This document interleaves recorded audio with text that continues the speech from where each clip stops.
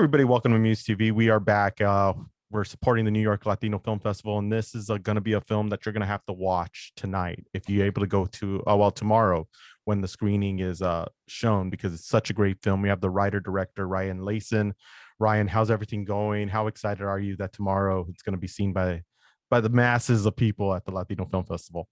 Like, I am pumped. I mean, just to even be back in New York is incredible. Just the energy out here, just thrive off of it. Yeah. And I'm so excited for tomorrow night's premiere. Yeah. The film is All the World is Sleeping. Please tell me, where did the story come from, and what was the idea behind the premise?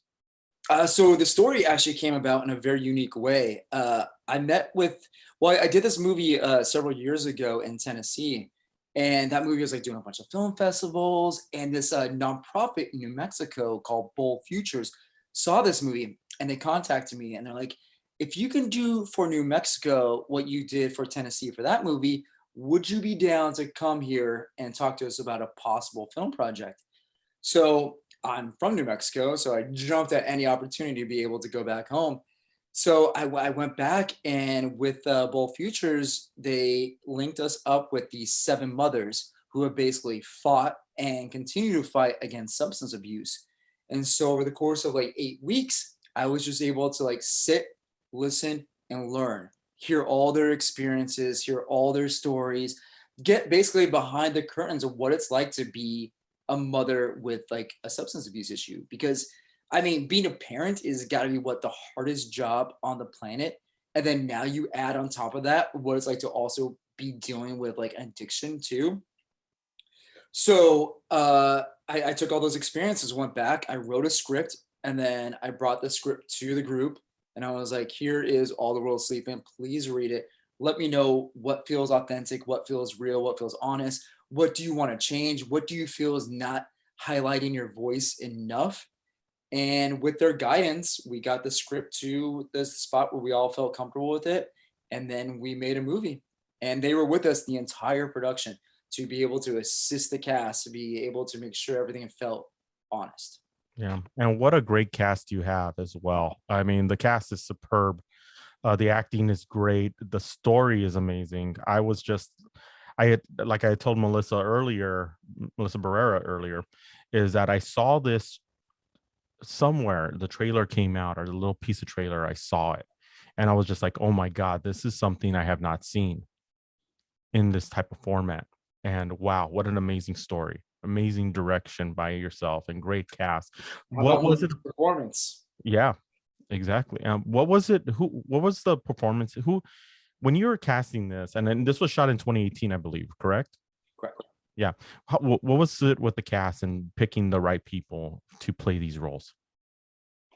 So when it came down to like casting, it's well from the page, Melissa's character Chama was basically this composite of the seven women who inspired it. So I had a very hard task of like not only finding an actress who could blow this out of the water, but finding someone that could bring that humanity to a role that's it's a tough role. There's a lot of moments that Chama does stuff that's the audience might not like, but I need the audience to be able to still like look at it and be like, this is still like a human. This is still like a mother, a woman who's going through these issues.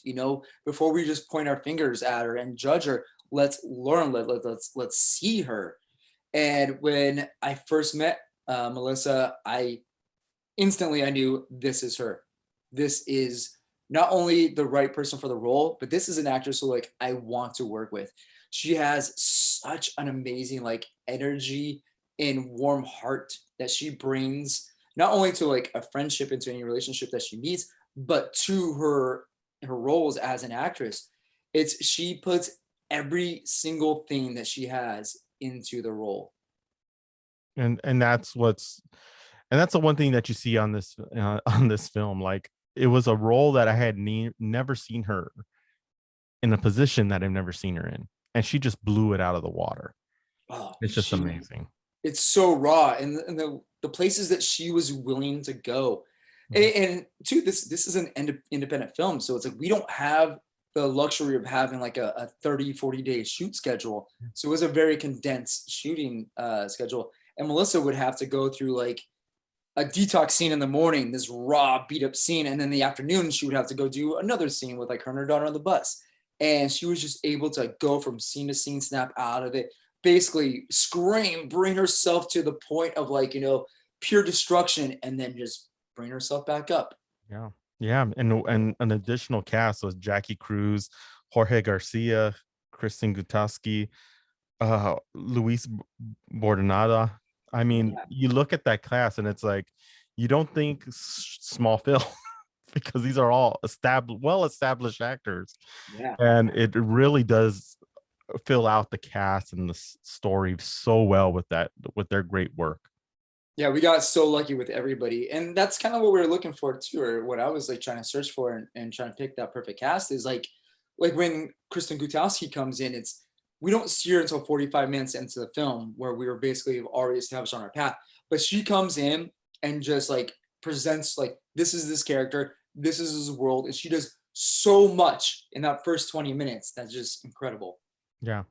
Yeah, exactly. And one thing I do want to ask you as directing and going back to where you grew up in New Mexico, how hard is it? Because sometimes you hear it's like a blessing and a curse going back to make a movie or do anything when you come back home because of what your inception is of the place compared to what you want to tell the story and how to have it be a part of the story.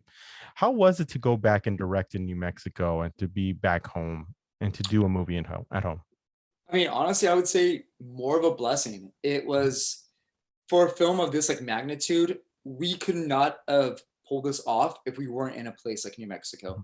We had the entire community coming together to help us out. We had people from like all across the city to be like, whatever you need, we will help supply.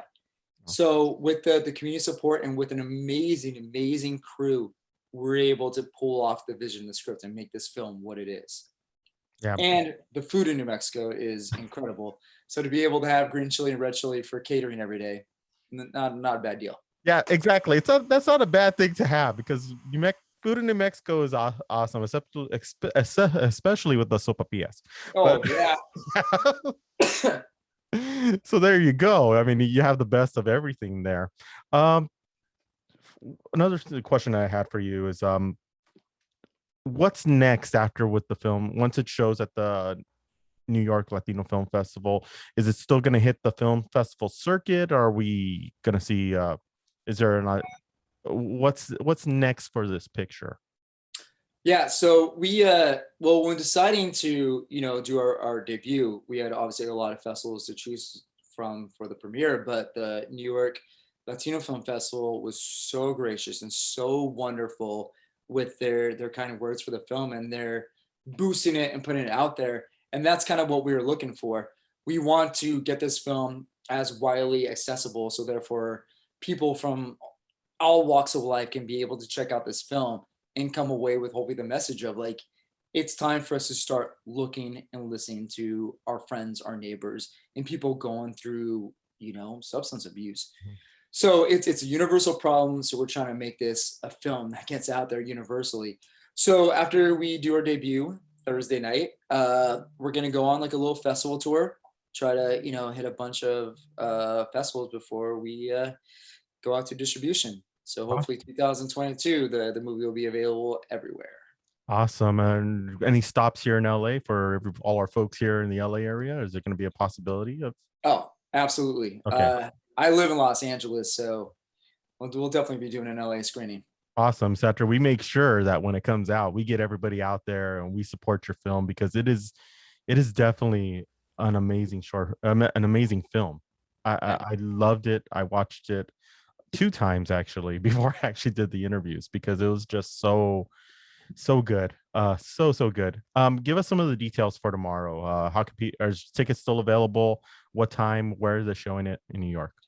I think there are tickets available, but last I heard, they are going fast. So it looks to sell out by tonight.